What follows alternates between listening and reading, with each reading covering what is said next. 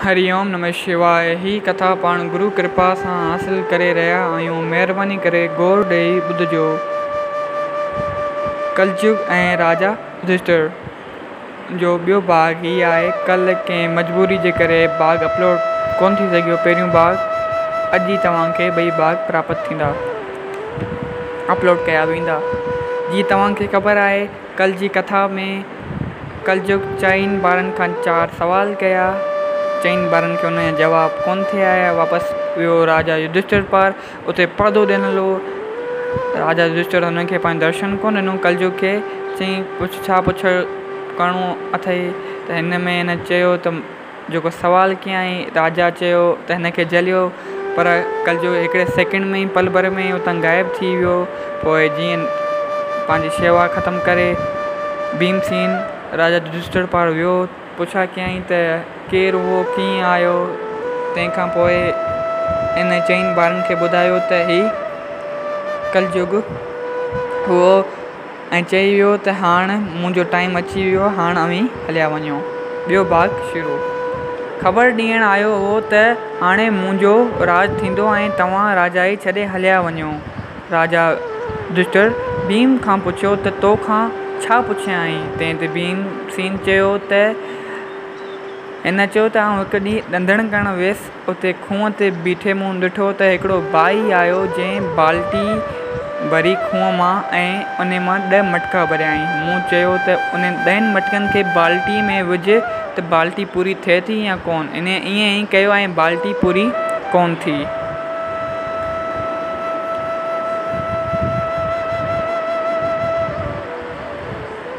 पर मूं उनखे इन ॻाल्हि जो जवाबु कोन ॾिनो। मूंखे आयो ई कोथे।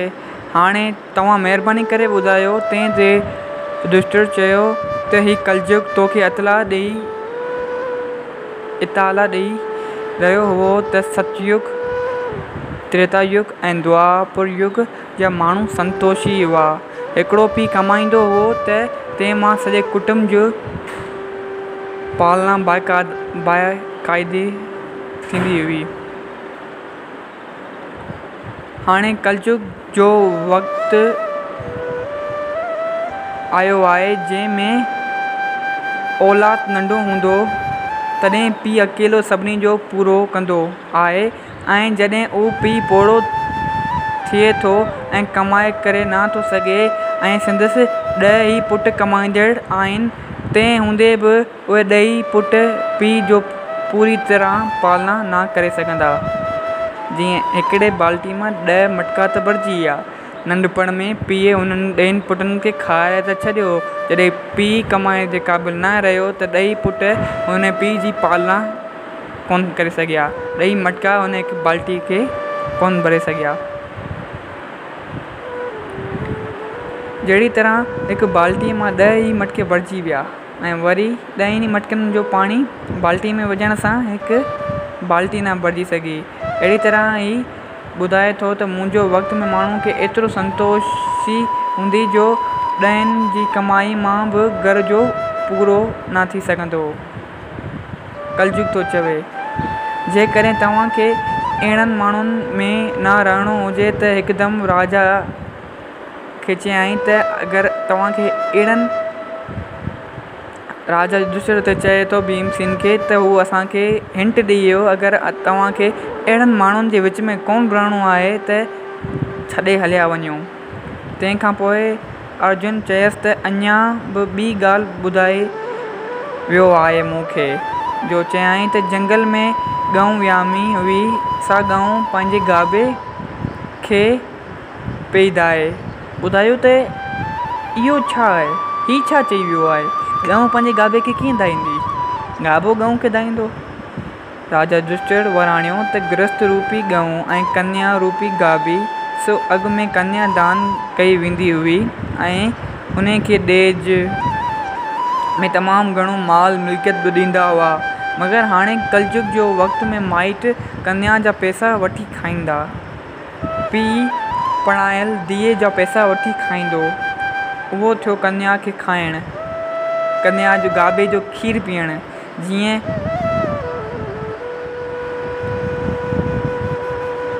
जीअं गाबे जो खीर पी रही हुई उनजी ॻऊं उनजी माउ, तीअं ई कलयुग में हली पीउ पंहिंजी धीअ जा पैसा खाईंदो, पढ़ायल धीअ जा पैसा खाईंदो, उन जे सहारे पंहिंजो घरु हलाईंदो।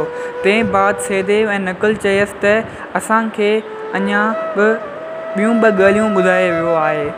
सो उन ई मथे चवण मूजिबि जेके ॻाल्हियूं ॿुधायूं त आउं हिकिड़े ॾींहुं ॿाहिरि निकिरियुसि, कलयुग चई वियो, आउं हिकिड़े ॾींहुं ॿाहिरि निकिरियुसि त ॾिसां त मुंहिंजे घर साम्हूं हिकु बनी आहे जंहिंजे चोतरफ़ वाड़ ॾियल आहे, पर ॿिए ॾींहुं ॾिसां त वाड़ वधंदी बि वञे, वाड़ बनी खे खाईंदी बि वञे, पर वाड़ त सुरक्षा लाइ लॻाई वेंदी आहे त कहिड़े बनीअ खे नुक़सानु या हानी न पहुचाए सघे। ऐं ॿियो सुवाल इहो पुछियईं त अॼु आउं बाज़ारि में वियसि त हिकु सुई मां पूरी हाथी मटे वई, सुई जे सुराख मां पूरी हाथी मटे वई, पर हुनजो पुछ आख़िर सुई जे सुराख में फसी पियो। उन्हनि जी माना छा आहे सा असांखे कृपा करे सम्झायो, असांखे सम्झणु कोन आई आहे। नकुल ऐं सहदेव पुछो राजा युधिष्ठिर खां। इन ॻाल्हि जे जवाब में राजा युधिष्ठिर फरमायो त पहिरीं ॻाल्हि जा चयाईं त वाड़ बनी खे खाई वई, तंहिंजी मायना त ॿियनि जेके युग आया सतयुग, त्रेता युग, द्वापर युग, उन्हनि में राजा जेके हुआ प्रजा जी रक्षा कंदा हुआ, मगर कलयुग में ख़ुदि राजा पंहिंजे अवाम खे फुरींदा ऐं खाईंदा बि हुन मां ई। ॿी ॻाल्हि जेका तव्हांखे उन ॿुधाई त हाथी सॼो सुई जे सुराख मां निकिरी वियो, फ़क़ति उनजो पुछ फासी वियो, तंहिंजो मतिलबु त ॿियनि युगनि में संसारी माण्हू को बि यज्ञ पुण्य पुरुषार्थ कंदा हुआ, अॻु में अतिथि, परदेसी, मुसाफ़िर, साधु, ब्राह्मण, ऋषि, मुनि, दरवेश, न्याणियुनि वग़ैरह खे खाराए पोइ पाण खाईंदा हुआ, पर कलयुग में जेकॾहिं को यज्ञ वग़ैरह, खैरियात, पुण्य कर्म कया वेंदा या कर्म केरु कंदो या को शादी वग़ैरह कंदो, उन ई महिल ओचितो को अतिथि महिमान अची सेणंदो ऐं चवंदो त बाबा मां केतिरनि ॾींहंनि जो बुखियो आहियां, मूंखे भोजन कराए वञी, त उते कलयुग जो मतिलबी माण्हू चवंदा जब बि असां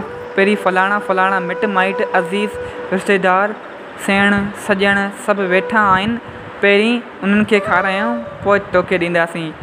इहो मिसाल अॼु जिते किथे आहे, को भंडारो पाण कयूं था उते को फ़क़ीर अचे थो, या का मानी कयूं था उते को फ़क़ीर अचे थो, या को ब्राह्मण अचे थो, या को बुखियो अचे थो, उन खे पाण तरसायूं था, वे असांजा माल खुटी न पवनि, असांजा ताम खुटी न पवनि, असीं पहिरीं पंहिंजे सॼणनि खे खाराए वठूं, मिटनि माइटनि खे खाराए वठूं, जेके अज़ीज़ असांजा आया आहिनि उन्हनि खे खाराए वठूं। हालात के त पाण भंडारनि में बि ईअं कंदा आहियूं, जेको पाण कंदा आहियूं भॻवान खे ख़ुशि करण लाइ, यज्ञनि में पाण ईअं कंदा आहियूं। हाणे उते ॾिसिजे त एतिरनि माण्हुनि जे खाधे जेकॾहिं खोट न थी त हिकिड़ो अधु अतिथि खाईंदो, वधीक अची खाईंदो, तंहिं में कहिड़ो भंडारो खुटी पवंदो, पोइ पाण छो कंदा आहियूं? मतिलबु त एतिरा सारा मिट माइट से सभु हाथी जे बराबरि थिया, फ़क़ति हिकु अधु माण्हू सो थियो पुछ बराबरि, जो एतिरनि माण्हुनि जे खाराईंदे दिलि लोॾो न खाधो, फ़क़ति हिकु अतिथि जेको फ़क़ीर आहे उन खे ॾिसी दिलि ॿुॾणु लॻी त मतां खाधो खुटी पवे। अहिड़ी तरह हाथी सॼो सुई जे सुराख मां सही नमूने लंघे वियो, बाक़ी उन जो पुछ फासी वियो। अहिड़ी तरह कलयुग पंहिंजे अचण जो अॻुवाट पांडवनि खे ॿुधाए वियो हलियो। पोइ उन्हनि चइनि ई ॿारनि महाराजा युधिष्ठिर खां पुछियो त ए महाराज, तव्हां खां उन छा पुछियो? महाराज युधिष्ठिर चयसि त मूंखे ॿी काई ॻाल्हि कान ॿुधायाई, फ़क़ति धर्म जी हिकिड़ी ॻाल्हि ॿुधायाई, सो तव्हांखे ॿुधायां थो। हुननि चइनि खे ॿुधायो त कलयुग में छा थींदो, पर राजा युधिष्ठिर उन वक़्तु शेवा में हुआ त हुनखे ॿुधायो धर्म कहिड़ो थींदो।